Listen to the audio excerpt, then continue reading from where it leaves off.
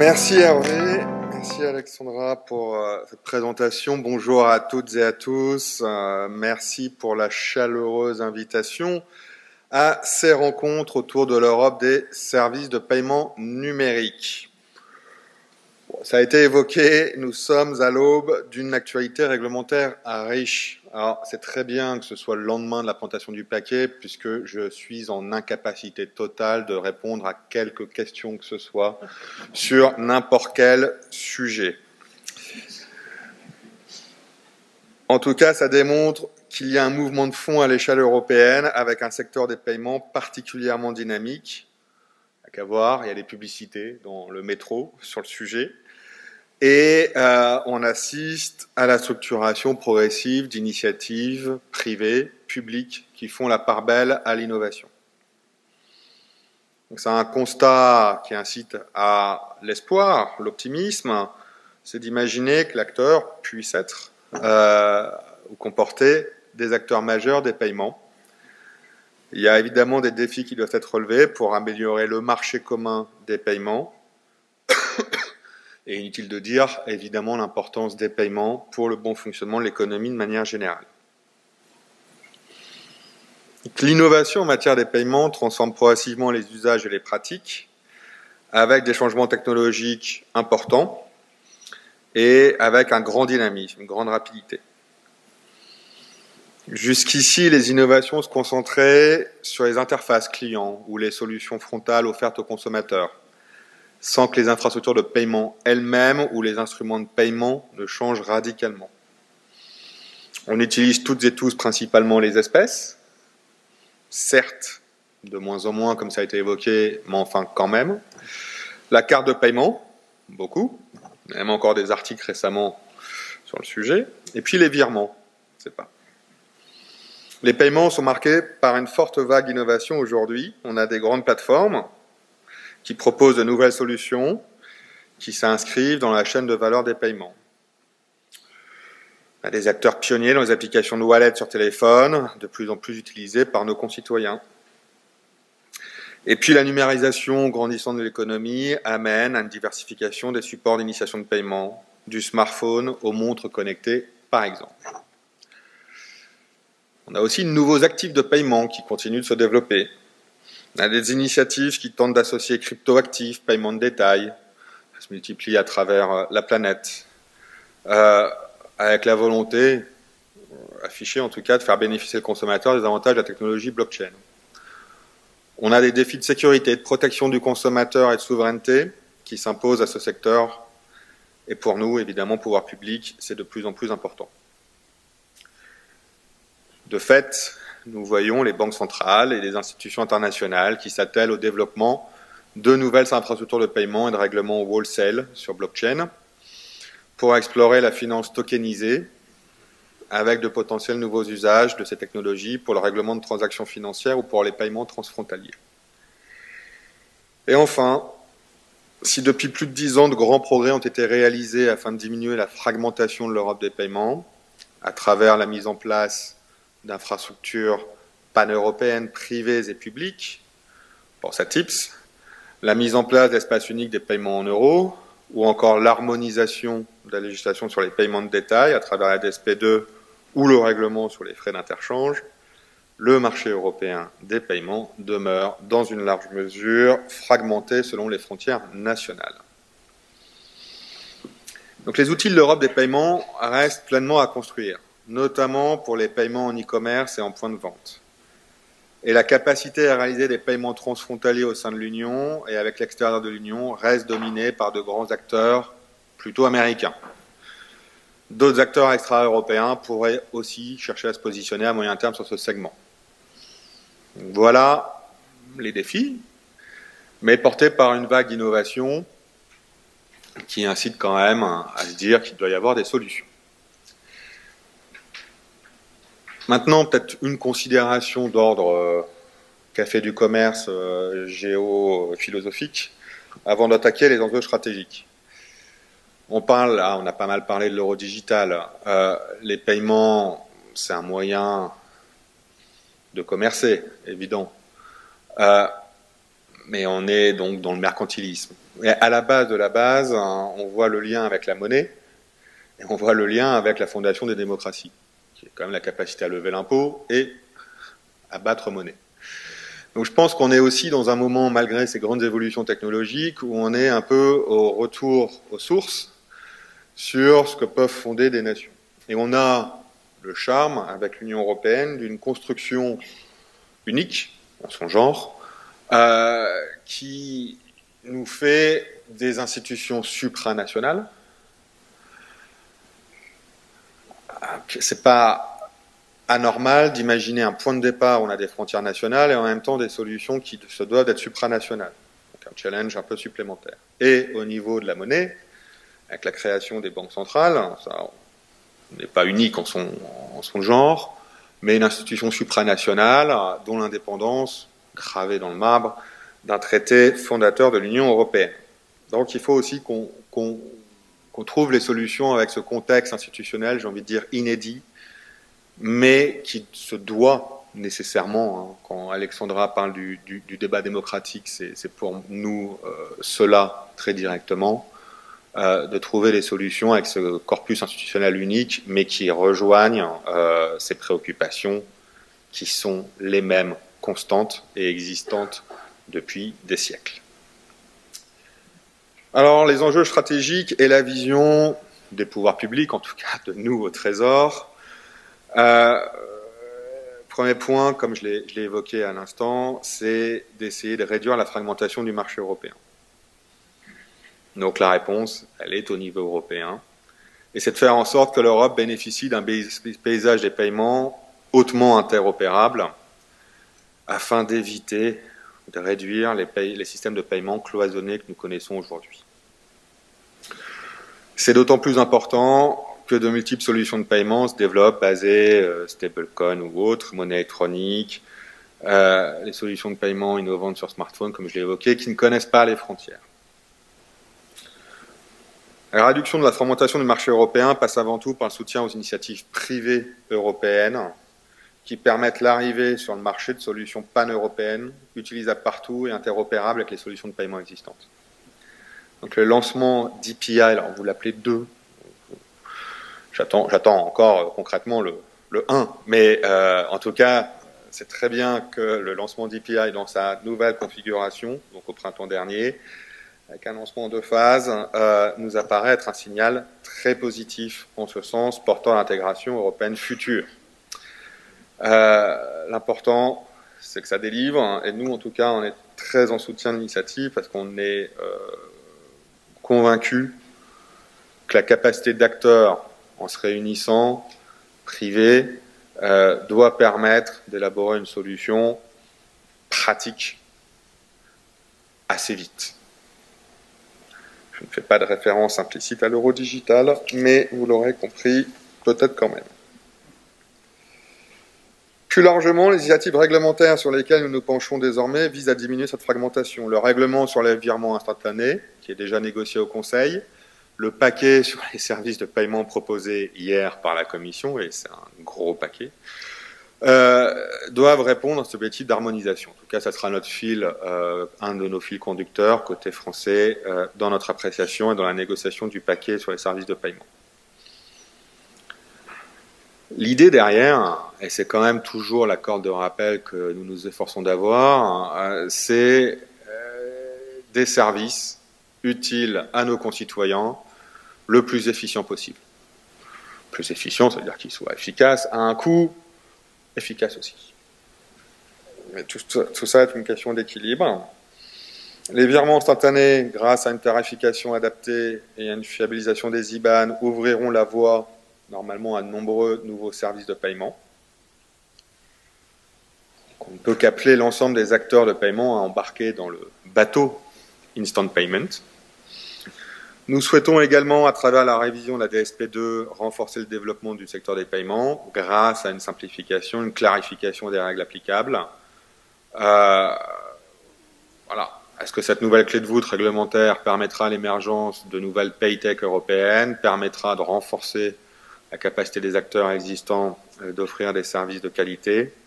En tout cas, nous, on veillera au respect du principe de neutralité technologique.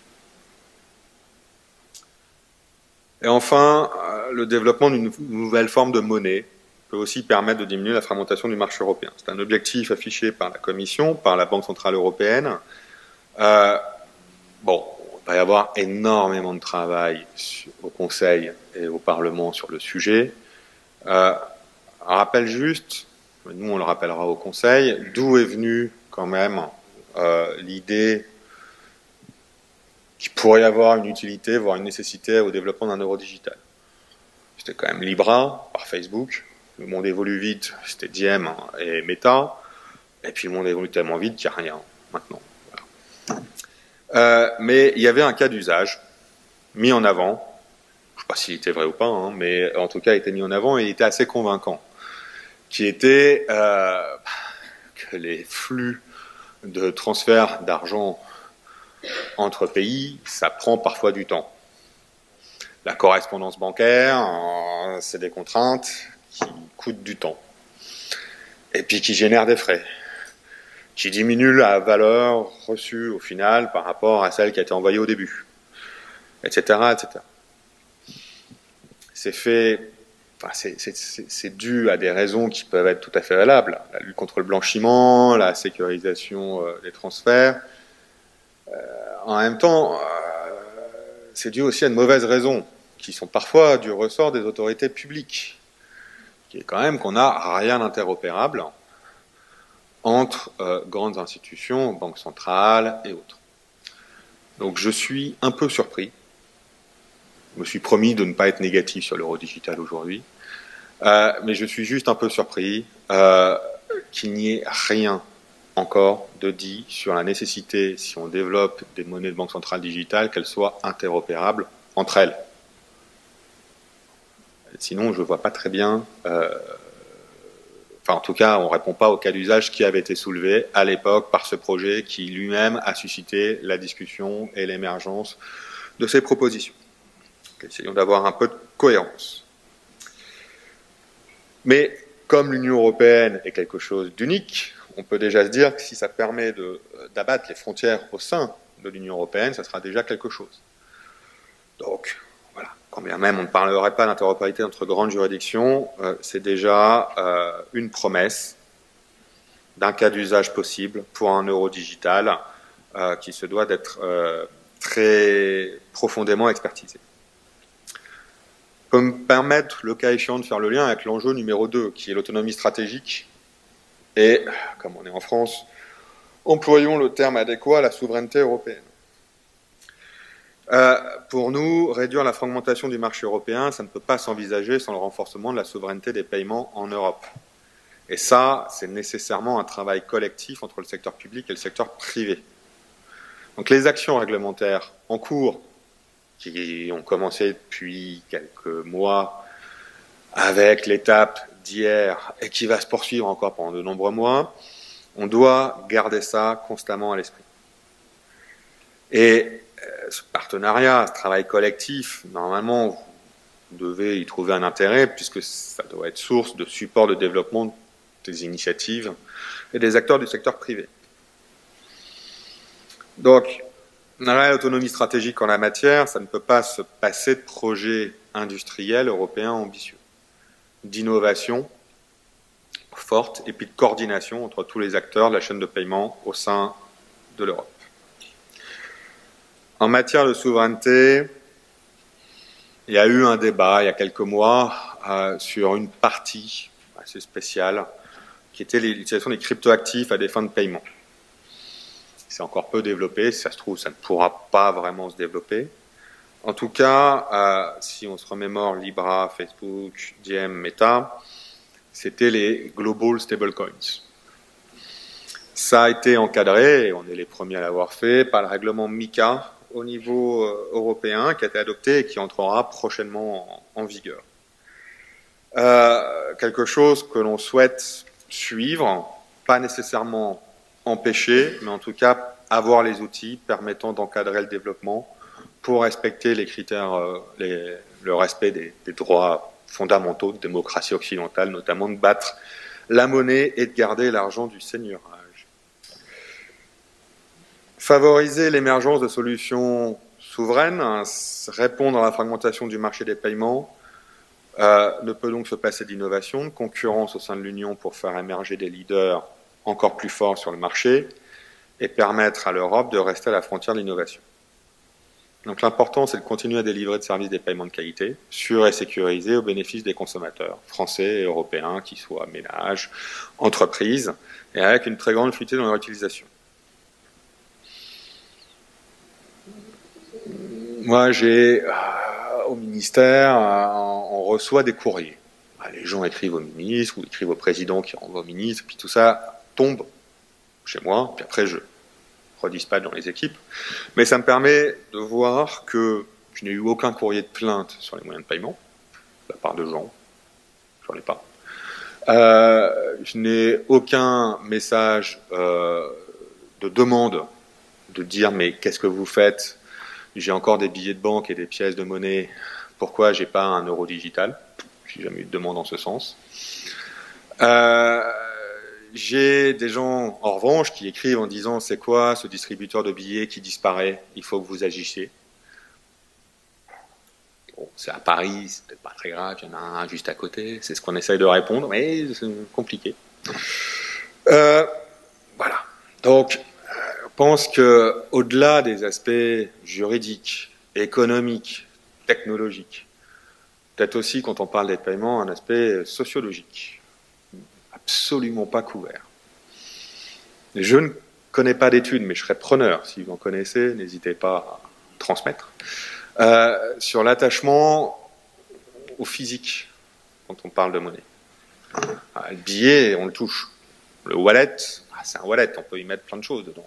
On peut y mettre des bons de réduction pour les compagnies de train, le supermarché, enfin voilà, on peut y mettre plein de choses. Alors l'euro digital par rapport à l'euro sur un compte bancaire, peut-être qu'il faudra aussi qu'on réfléchisse, peut-être, sur comment est-ce qu'il se différencie. Si le discours, c'est uniquement de dire que la Banque Centrale Européenne, c'est plus sûr que la banque commerciale, je ne suis pas sûr qu'on ait envie de porter ce discours. Parce que j'ai pas envie non plus de me créer moi-même les problèmes que j'aurai à résoudre après. Peut-être que si j'essaie d'être optimiste, positif, ça aura une vertu, c'est qu'à terme, on arrêtera de parler de l'union bancaire et des 10. On n'aura plus besoin de garantie des dépôts. Peut-être, voilà, mais c'est du long terme quand même. Donc, voilà, concrètement, comment fait-on? Il y a les sujets d'anonymat, de privacy, comme on dit en bon français, qui sont importantes.